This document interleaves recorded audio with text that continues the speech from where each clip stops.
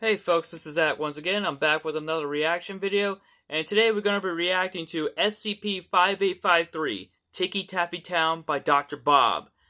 And I've been wanting to do reaction videos to the SCP Foundation for quite a long time. I've been mentally preparing for this, and since we're at the spooky season, I felt that this is the perfect opportunity to do multiple reaction videos to the SCP Foundation. So, I've been reading SCP articles. So, this one piqued my interest. See, I've always been a fan of cartoons. So, having an SCP being centered around children's TV shows, I felt like, what the heck? Might as well get into that. So, without further ado, let's begin. The mobile task agent weeps in terror as the nightmarish cartoon figures surround him. In the middle of the bright pink, whimsical town, pulled out of your childhood fever dreams. Deformed childhood beasts drink greedily from a fountain overflowing with blood. But the agent doesn't fear them. He fears Mr. Hister, the huge looming figure in the yellow cloak, Haster? with tendrils and that awful face beneath the hood. The king in yellow? Its rotting smile. All around them, children stand trance-like for the ceremony, ready to receive their final judgment, as up above, a door made of mirror floats, surrounded by the suspended floating bodies of the people who weren't so lucky. Mr. Hister leans in. He's got a question to ask, and if the MTF agent can't answer it, something horrible beyond imagination is going to happen to him. That's just how it is when you're dealing with SCP-5853.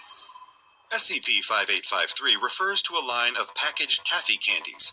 Each package contains 2 candies, so one blue this is about with a raspberry candy? flavor and one red with a cherry flavor.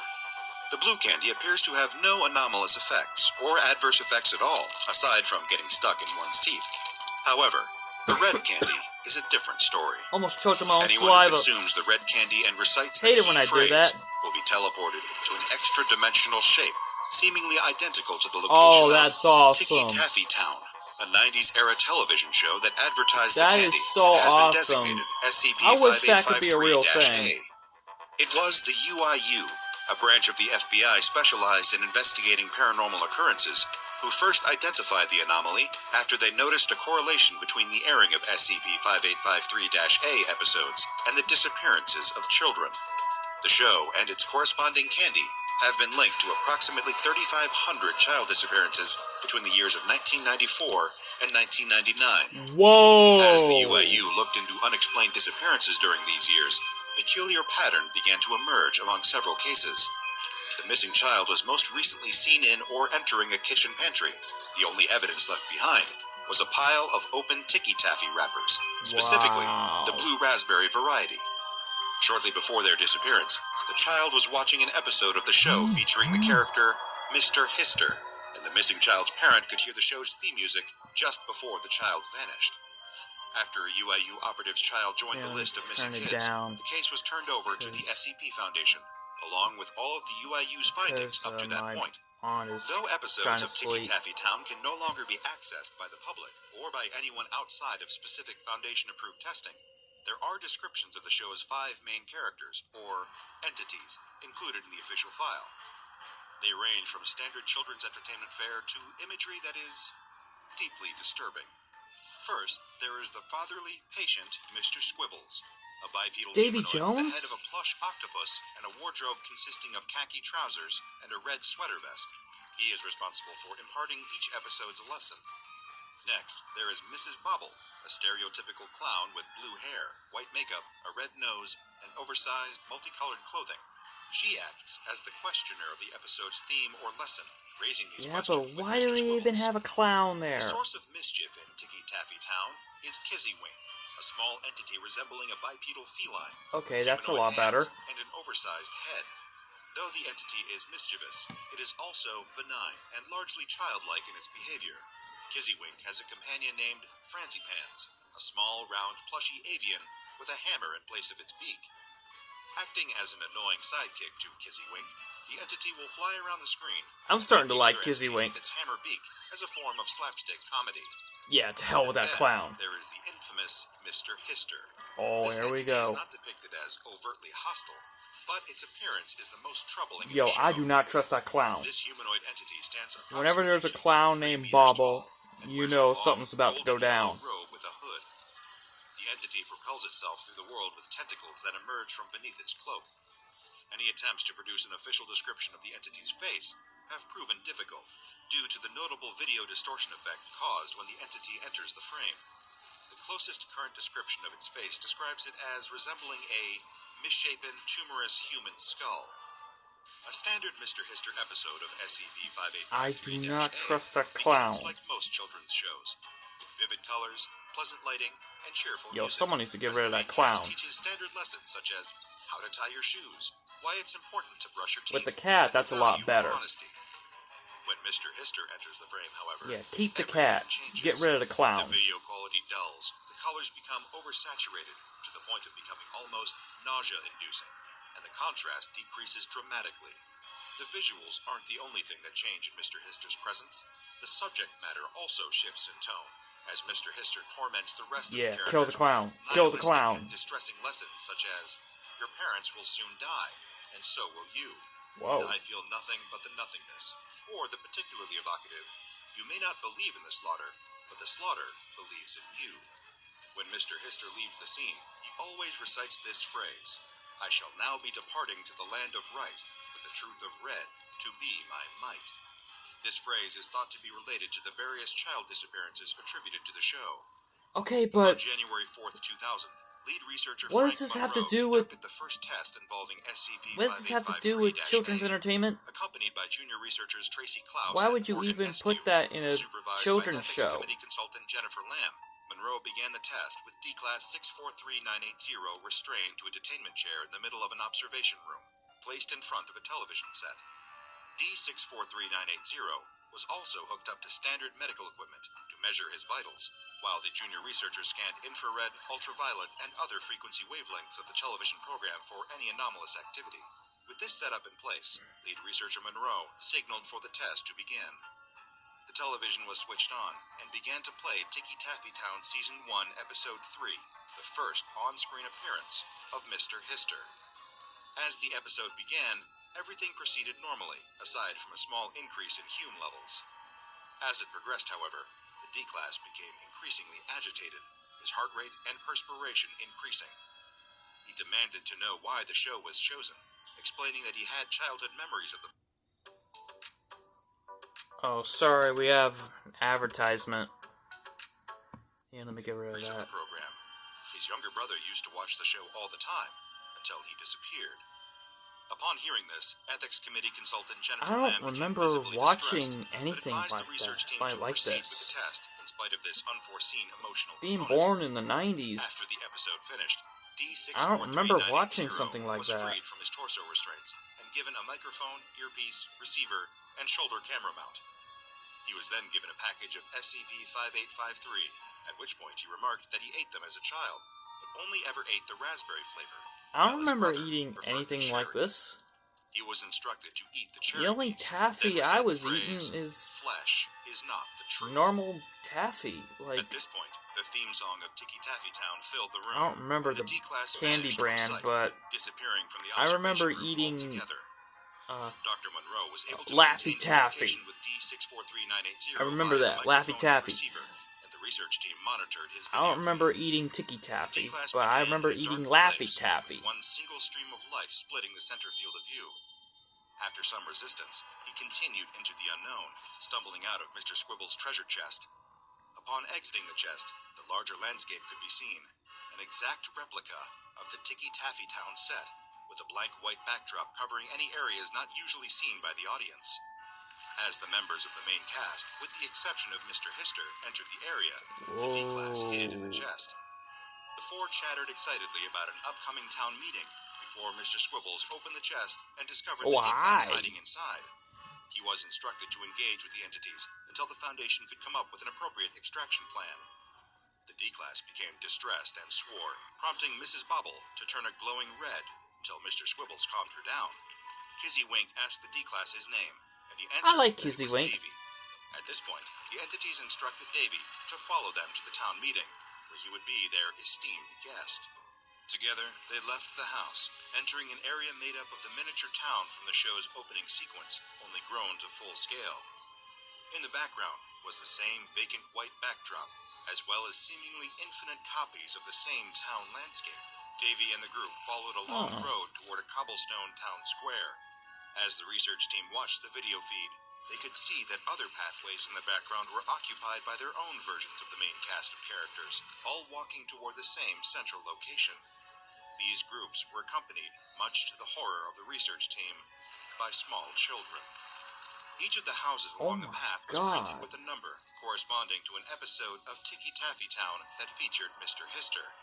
According to the research team's calculations, this amounted to 31 episodes of the Why show hasn't that were anybody able to steal children. made a video Dr. game Monroe or wrote a suggested book sending in a mobile task force. about Jennifer something Lamb like refused to this? sign off on the request, concerned about the unknown nature of the If anybody's location, interested the in this potential kind of ramifications stuff, of sending MTF members you need to do inside. it. While the research team was debating about the next steps, Davy and his new friends reached the town square. There were over 100 entities and 200 children gathered together there. Some children were weeping, others stood silently, eyes ringed with dark circles from lack of sleep. Every single one of them looked utterly terrified. The entities I would began be to chant too. together, "I now arrive to the sea of sin, with the red of my flesh to offer him." A mirror-like rectangle appeared above the town square's fountain, spinning until it blurred into a black void. Then, Mr. Hister emerged from the darkness. Mr. Hister addressed the crowd, calling out, "My children, it is time to tell Mr. Hister what lesson you learned today." He selected a young girl from the crowd and asked her to recite the lesson she learned. She answered, repeating a lesson from Mr. Squibbles concerning the importance of tying one's shoes. Mr. Hister replied, "Your prize is to pass through the mirror and into the dreamlands." He lifted the girl into the air and tossed her into the mirror behind him. She screamed and disappeared. He proceeded to call up child after child, asking them to repeat the lesson that they learned. When they answered, they were tossed into the mirror. If the child couldn't remember their lesson, however, well, the less that is said about that, the better. Before long, the fountain was filled with deep red water, which the other Ticky Taffy Town entities greedily slurped up. Eventually, Mr. Hister turned to Dave, asking him what lesson he learned. Dave struggled to answer, guessing a phrase that Mr. Squibbles said, "Don't make Mrs. Bobble upset, lest you fail his hideous test." This was the wrong answer. Mr. Hister lifted Dave into the sky, where he was suspended upside down alongside other humanoid figures, one of whom he recognized as his long-lost younger brother, Jeremy. At this point, Dave stopped responding to Dr. Monroe and his research team. The camera feed remained active for 3 days, suspended upside down next to Dave's body. On screen, a continuous stream of red liquid, presumed to be blood, could be seen flowing over the lens. The feed was cut short, and Dave was presumed lost. As harrowing as it was, this initial test provided the SCP Foundation with some vital information on the inner workings of SCP-5853-A. They were able to determine that, depending on the answer a stolen victim gives, they will be able to affect their own fate. If the victim answers Mr. Hister's question, "What did you learn today?" with the intended lesson imparted in the episode, they will be passed through the mirror. What awaits them beyond it, no one but Mr. Hister knows, but it is unlikely to be anything good. If the victim answers with a lesson they learned while inside of the extra-dimensional space, they will be left to hang upside down with Dave and the rest of those suspended in the air. If they don't remember, or lie about forgetting their lesson, they will be consumed by the entities. But there is one way out. If the victim answers by repeating or summarizing Mr. Hister's darker lesson from the episode, the victim will be released from the extra-dimensional space and transported back to the place they vanished from. For example, UIU Agent Mathis's son, Thomas, reappeared in the kitchen pantry of his home on January 8th, 2000, after he did just that. Following the D-Class exploration of Ticky Taffy Town, Dr. Monroe reached out to Jennifer Lamb, requesting that she reconsider her decision to decline MTF operations in the area. She refused to change her mind, telling him to scan media spaces, recall the candy, and call it a day. With the Ethics Committee refusing to approve MTF action, Dr. Monroe instead reached out to his friend, Terrence Bazarian, who occupied an MTF Alpha position. He managed, via appealing to Terrence's role as a parent, to convince him to agree to an off-books, three-man mission into the spatial anomaly of SCP-5853-A. Why do I have the feeling that this is not going to end well? Operation on January 20th, 2000. Frank Monroe served as commanding officer. Terrence Bazarian acted as team lead. Alpha. Robert Falk as right flank. This is Charlie, very, very good. And Mohammed Al-Audi as left flank. Delta. Each member of the team was instructed to consume a piece of cherry-flavored Ticky Taffy and recite the phrase, "You may not believe in the slaughter, but the slaughter believes in you." Soon after, all three men were transported into the world of SCP-5853-A. They climbed out of the toy chest to find the cartoonish kitchen, the busily decorated living room, and the door to the outside area. The MTF team got to work investigating the area immediately, making note of the fact that all of the items in the house were fake, simply props for a children's show. The door to the set began to open, and the three MTF members hid out of sight. Monroe warned them to not, under any circumstances, engage with the entities in any way. The cast, with the exception of Mr. Hister, entered the room and began checking the area for signs of new children transported to the world. Alpha was discovered first and opened fire on Mr. Squibbles, who stumbled backward, leaking brown fluid until it collapsed. The remaining entities began to scream as the area dimmed to black. Suddenly, everything was dark and silent. The MTF feed switched to night vision as Delta, Charlie, and Alpha that escalated quickly. Monroe ordered them to get to the town center as fast as possible and tell Mr. Hister the key phrase so that they could be transported back to the SCP Foundation site. As he delivered the instructions, his audio feed began to degrade until the MTF officers could no longer hear him. Left alone in Ticky Taffy Town, they had to proceed on their own. As the officers resumed motion, Franzipans flew at Charlie's head at top speed, its hammer beak colliding with the man's head and sending him careening into a nearby wall. The impact was fatal, and Agent Charlie collapsed to the ground, dead. Agents Alpha and Delta continued firing on Franzipans, and Alpha ordered Delta to head toward the door and make his way out. When he reached the door, however, Mr. Squibbles was waiting on the other side. Wait, I thought he was dead. Delta, as an instance of Kizzywink, used its claws to kill him. In a heroic dying act, Agent Delta pulled a pin from one of his incendiary grenades and charged at Mr. Squiggles, blowing them both up. Agent Alpha was the only one left standing, alone with Mrs. Bobble the clown. She charged at Alpha as he fired a grenade round that subdued her. Taking his moment, Alpha escaped the building. Always get rid of the clown. Always get rid of the clown. Alpha used his night vision view to navigate a narrow path toward a single light in the distance. Hated that Kizzywink had to die. 182 minutes. Really hate that. You remarked on the sensation of the path. But I am happy that they got rid of the clown. He began to approach the town square before everything faded to static. That always made me When happy. Alpha's video feed returned, he was standing in front of a white wooden door. He reached out to open it and spotted a woman that appeared to be Jessie Bazarian, his wife, sitting in a rocking chair and humming a lullaby to the infant in her arms. He attempted to speak to her, but she addressed him in the manner of Mr. Hister, saying, "See the mirror, through the mirror. The mirror is the only salvation. Salvation achieved by sacrifice to he who is divine among the dreamlands. Release yourself through the mirror, ascend through the mirror, transcend through the mirror." Alpha screamed, collapsing to the ground. When he regained consciousness, he was face to face with Mr. Hister himself. The entity smugly asked, "Terrence, what did you learn today?" Rather than reciting the key phrase and attempting to return home, Alpha pulled the pin from his remaining grenade and let it fall to the ground. The video feed cut out, and the entire mobile task force that entered Ticky Taffy Town that day was presumed dead. 2 days later, Dr. Frank Monroe sent out the following email. "To whom it may concern and C. Miles, I regret to inform you that I am no longer able to fulfill my duties as researcher. I have come to the realization that Lamb was right, although I don't agree with her. I can't keep trying to save the world from the things we study. It's not about how far I can probe. It's for our own protection. I need to know when to call it quits. I could spend X number of dollars and X number of lives sacrificing to whatever to wherever I think, or wherever I think the mirror may bring us, who Mr. Hister might be, or the implications of a clown entity called Bobble. I could try to chase these down to their penultimate conclusion, sacrificing MTF, D-Class, and innocence alike. Lamb, she was right. God, I'm sorry, Terrence. All SCP-5853 needs is to be hidden, in the dark.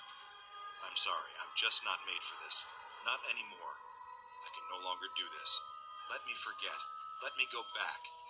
Consider this my resignation. Respectfully, Dr. Frank Monroe. After a review by the O5 Council, Dr. Monroe's resignation request was denied. All SCP-5853 products have been publicly recalled. Any instances of SCP-5853 are to be kept in a standard containment unit in Secure Facility 64, Wing F. If any instances of SCP-5853 are discovered being sold, the sale must be intercepted immediately. Every episode of SCP-5853-A has been removed from the air, and television broadcasts and online video sites must be scanned regularly in order to prevent further spread of the materials. No Foundation personnel, including D-Class, that have or are considered having children may be assigned to SCP-5853. The SCP Foundation has attempted to uncover the identities of production staff and actors from the show, but so far, the investigation has turned up nothing but dead leads. A close analysis of the show's credits showed that, rather than a list of staff that worked on the episode, they consist of a constantly growing list of names. These names include those of children reported missing, as well as individuals yet to be identified. On January 23, 2000, the names Robert Falk, Mohammed Al-Abi, Terrence Bazarian, and Frank Monroe were added. Frank Monroe was pronounced missing in action, and to this day, has never been found. Check out the Dr. Bob Patreon and become a junior researcher today. Now go and watch another entry from the files of Dr. Bob, like SCP-1357, the Children's Park. Okay.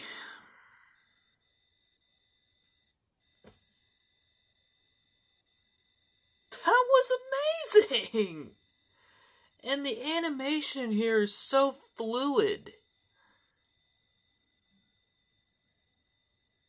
So, that was SCP-5853, Ticky, Taffy Town.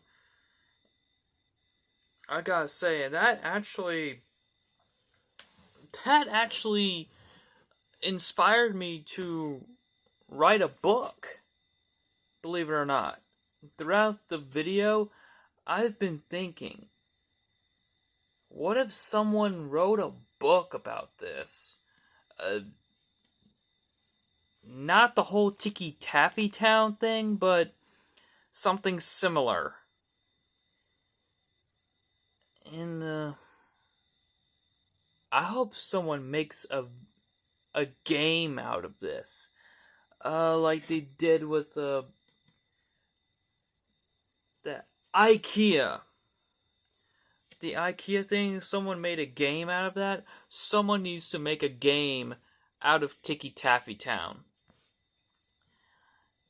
And with hopefully the final boss being Mr. Hister. Obviously. So, my favorite character has to be Kissy Wink. You all heard me repeat this throughout the entire video. I love Kissy Wink. Not so much Mrs. Bobble. Do not trust clowns. So, thank you all for watching. Be sure to like, comment, and subscribe. And hit the notification bell to see more of my videos. And I'll see you all in the next video. Take care.